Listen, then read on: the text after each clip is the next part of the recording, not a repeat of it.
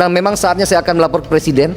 Ada lebih kurang 20 PBPH saya katakan tadi, ya, yang luasannya sekitar 750.000 hektar, yang pada saatnya memang harus dicabut.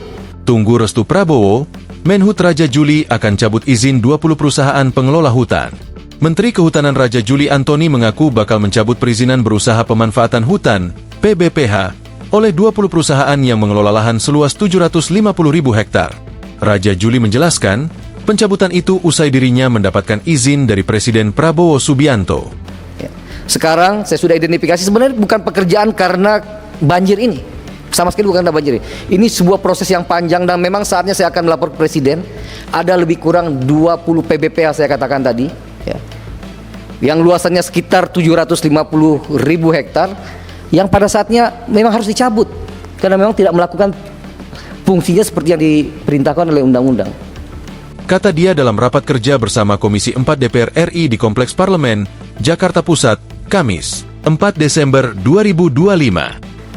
Kita berusaha semaksimal mungkin untuk menjaga hutan kita, ya.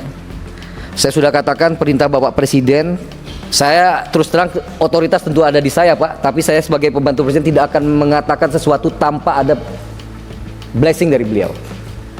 Ketika tanggal 2 Februari saya mencabut 18 izin PBPH yang ngawur sengaur-ngawurnya, ya, kita catat ada kategorinya, ada peringatannya, proses segala macam, ya.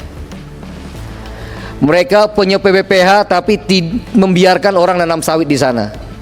Mereka nunggu supaya mungkin ada tambang di sana, nanti ada penyelesaian B2B.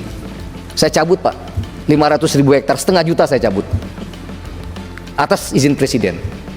Politisi Partai Solidaritas Indonesia, PSI, itu mengungkapkan 20 perusahaan tersebut tersebar di seluruh Indonesia, termasuk di 3 provinsi terdampak, banjir bandang dan tanah longsor di Sumatera, ucapnya. Namun, Raja Juli enggan membuka nama perusahaan dalam forum tersebut.